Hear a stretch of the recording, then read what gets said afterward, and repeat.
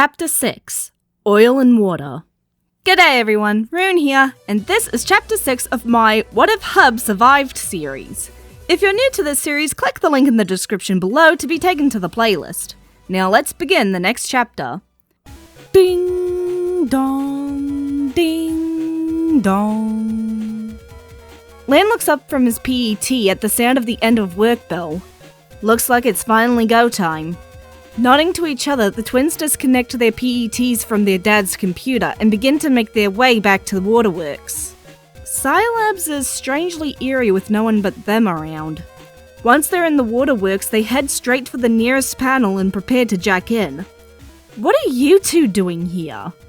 Startling, the twins quickly hide their PETs behind their backs as they're approached by a woman with pink hair and pigtails. Giving the boys a stern look, she tells them that this isn't the place for kids like them. Hub smiles politely, trying to hide how shaken he is. He tells her that they got lost on their way to visit their dad. The woman huffs and tells them that everyone has gone home for the day, so they should just head home. She also tells them not to go into places they shouldn't again, or it will get them into big trouble. The boys give a chorused "yes ma'am" as she walks away. Once she's out of earshot, Lan and Hub turn to each other, both thinking the same thing. They don't know that woman. Having spent most of their childhoods at Scilabs, they're able to recognize all of the staff by face, if not by name. The only exceptions being the new hires and interns. Even then, they always at least hear about them before they run into them in person. And they haven't heard anything about new hires or interns recently. She also didn't know who they were, and they've both gotten used to new faces knowing their names and faces before their first greeting because of the rest of the staff talking about them. On top of that, if everyone was supposed to have gone home, then why is she here? That's suspicious, right? I'm pretty sure that's suspicious. Hub nods, whispering to his brother that he's going to try following her. She might have something to do with the water. Before Lan can protest, Hub has already dashed off, leaving Lan behind. Lan stands there frozen for a moment, torn between going after his brother and staying where he is to continue the original plan of investigating the waterworks. He's broken out of his spiral by Megaman, who tells him that they need to trust that Hub and Rockman will be able to handle themselves. They need to figure out what's going on with the water. Taking a deep breath, Lan nods and jacks Megaman into the control panel, and, by extension, the waterworks system.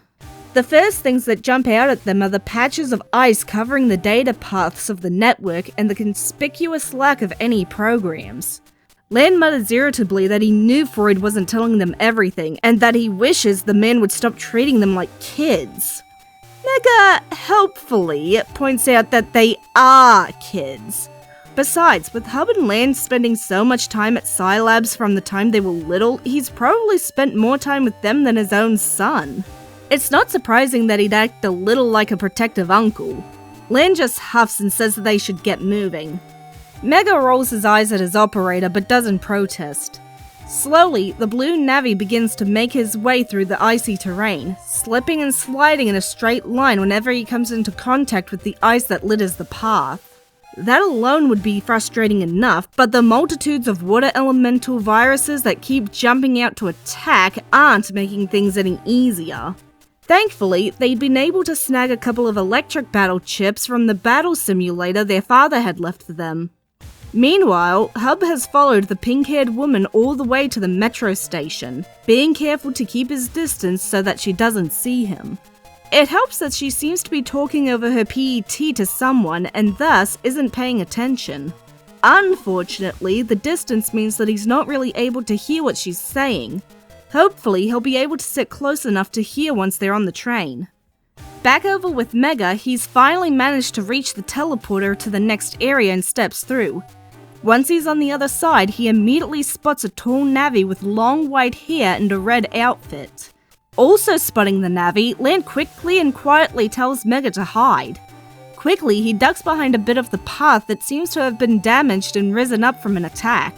Once he's out of sight, he softly asks Lan why they're hiding. Just as quietly, Lan tells him that they don't know who that navvy is. He could be a new Navi of one of the waterworks staff, or the World 3, or that net battler they saw earlier. The answer soon comes as they see a screen materialize next to the Navi, showing the face of the net battler. The net battler asks his Navi, Protoman, if he's found anything yet.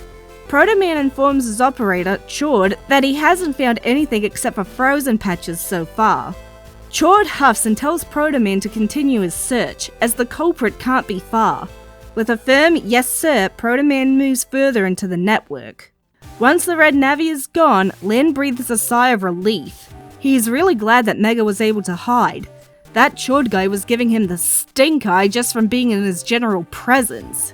If he saw them here, he'd definitely accuse them of being the culprits of all of this. They're about to continue on when the PET lets off a series of beeps that means that they've been sent an email. The suddenness of the noise causes both Mega and Lan to jump in surprise. Fumbling to turn off the alert, Lan thanks their luck that it didn't go off while they were hiding. Once the alert is dismissed, he opens his emails and sees that it's from Hub. It says that he followed the woman to the metro line and was able to overhear a little of what she was saying to someone over her PET. It sounds like she might be a member of World 3. As if that wasn't enough, she got off at AC/DC and he lost her in the crowd. Lan sends a reply telling Hub to stay in AC/DC for now and try to see if he can track her down. He hesitates, then quickly adds, almost like an afterthought, that it might be a good idea to tell Mail, Yai, and Dex about what they've found. They've been in town all day, so they might have noticed something. Also, there's safety in numbers. The response is instant as Hub tells Lan to stop acting like he's the older twin. He can handle himself. But he will ask them if they've seen anything. With the conversation over, Mega continues on through the network. While using one of the faucets to melt the ice blocking the way forward, he spots a unique Navi standing next to a different faucet. Looking over, he can't help but feel uneasy, a sentiment that Lan shares. They already know that the net battler, Chord's Navi, is that red one, but this Navi looks like a clown on a ball. They're certain that he's not one of the worker Navis, as they know all of them, so unless one of the staff got a new Navi really recently, that one should not be here. Mega asks if they should try to interrogate him, but Lan says no. Their first priority should be checking the pump program. If they can't get it working, they'll circle back. No need to start a fight if they don't need to. As they continue on, Mega notices that Lan is looking pensive and asks what's wrong. Looking around at all of the ice, Lan tells him that there's something about the ice that seems familiar, but he can't quite put his finger on it. Before he can dwell on it any further, they arrive at the pump program and are immediately attacked by a Cold Bear 2 and a Cold Bear 3. Thankfully, these enemies are fairly common in the area of the net that Lan and Hub like to frequent for training, so they know how to handle them. Sending through a couple of Elex swords, Lan smiles as Mega makes quick work of the viruses before his smile drops. That was suspiciously easy. Mega asks if he's not just underselling their abilities. After all, not everyone goes virus busting in the darknet in their spare time. Lan concedes the point, but counters that an official net battler is looking into the situation. If the only issue was the cold bears, then surely he would have sorted the situation out long by now. Mega frowns as he admits that Lan has a point. It is strange. As if on perfect cue, the PET beeps. This time, instead of an email, it's a call. Lan answers quickly, his ears immediately bombarded by the sound of half a dozen voices talking at once. Wincing, he turns the PET's sound down until the cacophony is a quiet murmur and waits. Eventually, the noise stops and he turns his volume back to normal. Flatly, he tells them that those were his ears. He then asks Hub what's going on, clarifying that he's asking Hub, no one else, when he hears the sharp intakes of breath from the others. Hub explains that Yai found out the name of the kid from B class. His name is Freud. Lan's eyes widen in shock. Freud? As in Tori Freud? Hub confirms, and suddenly everything clicks. They've heard of Tori, of course. Mr. Freud talks about him all the time. Honestly, they're pretty sure that it's because of Freud's inability to spend as much time with his son as he'd like that he's always so nice to the twins. Lan had no idea that Tori even went to the same school as them, let alone was in the class right next to them. And now he was missing. The ice covering the whole network, the fact that even though the pump program was only guarded by a couple of cold bears, it still wasn't fixed. The official net battler, it all makes sense now. World 3 must have kidnapped Tori in order to use him as leverage against Mr. Freud. They forced Mr. Freud to sabotage the waterworks and pretend he was working to fix it. That's why he had that stockpile of water bottles. He knew that the water was going to get cut off ahead of time because he was the one that was going to cut it off. Now he remembers. It was when he and Hub were little. And it was one of Hub's good days, when he could go to Scilabs for a little bit. Freud had seen them getting frustrated with some fire viruses and had decided to help them out with his own new Navi. The Navi had created ice as easily as breathing and had taken out all of the fire viruses no problem. That was when the boys found out about the element cycle.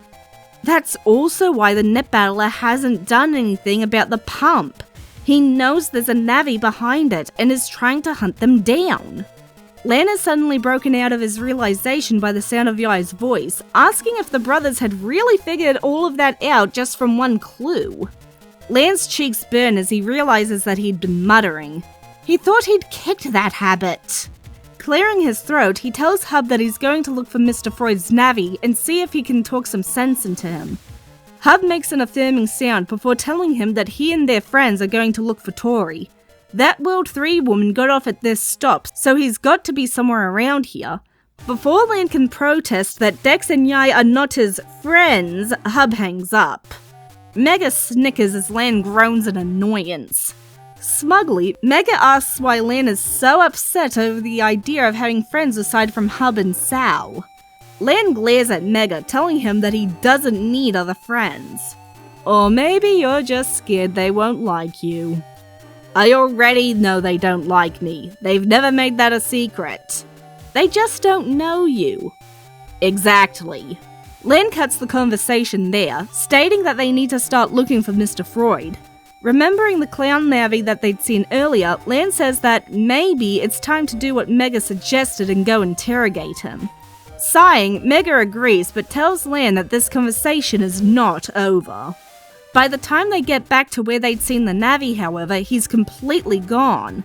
They examine the faucet that he'd been standing next to and discover that it's had its handle removed, leaving the faucet to constantly spill out water, blocking the way forward.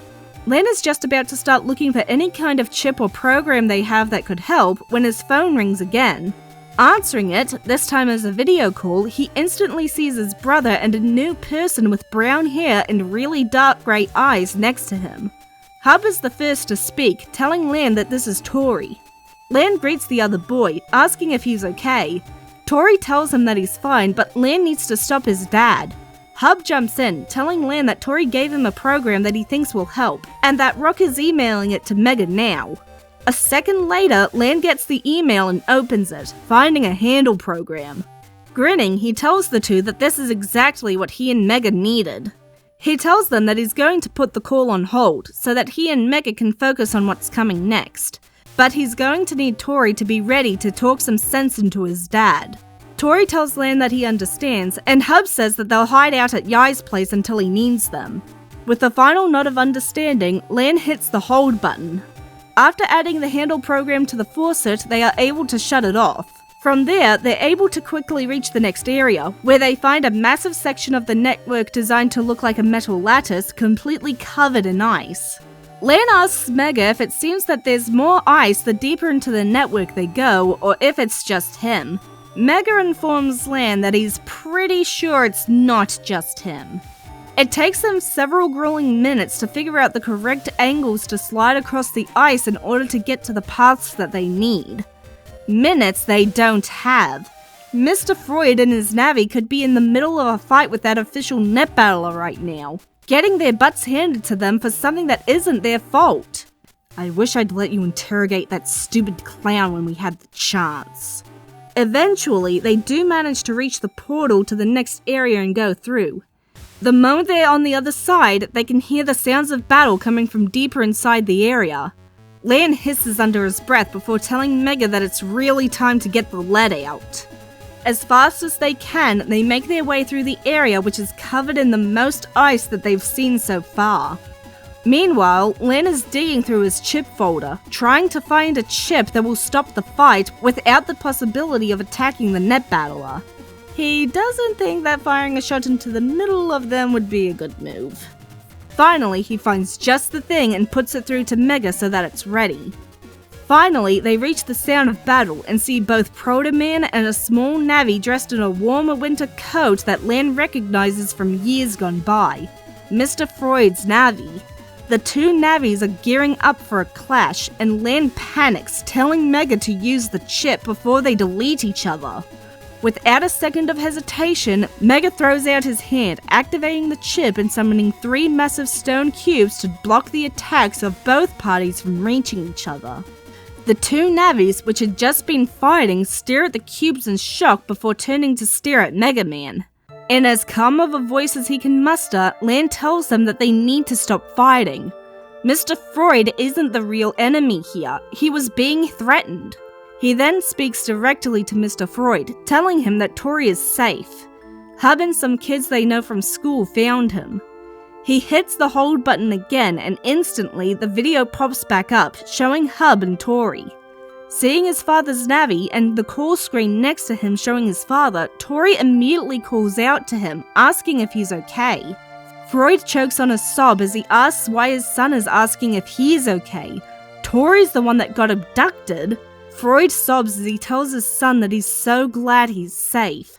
Meanwhile, Protoman and Chord watch on awkwardly, not knowing how to deal with this situation. Quietly, so that only his operator can hear, Protoman asks if they should continue their apprehension of Mr. Freud and his Navi. After all, even if their actions were under duress, what they did was still a crime. Besides, they might have information on World 3. Chord is silent for a moment before telling his Navi to let them have their moment for now. He doesn't want to get involved in all of this emotional drama if he can help it. Although, he looks over at Mega and Lan, expressing his skepticism over how innocent Hub and Lan are in this.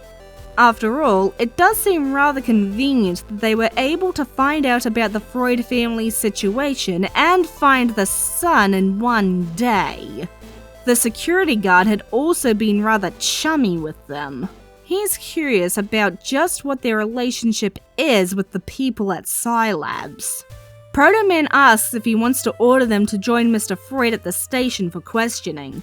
Before Chord can answer, one of his alerts goes off. Checking the alert, Protoman informs his operator that it's an email from HQ. Reading it quickly, Chord scowls before turning back to the other group of Navis and operators, calling to get their attention. He informs them that he needs to go take care of something right now, but he expects them to be at the station for questioning by the end of the day. Don't make me come after you. With that, Protoman jacks out, leaving the group there, stunned. Jeez, and people say I have an attitude problem. And that, everyone, is where I'm leaving the story for now. Join me next time as Hub goes to the city with mail and things take a very dangerous turn. I'm Rune. See you next chapter.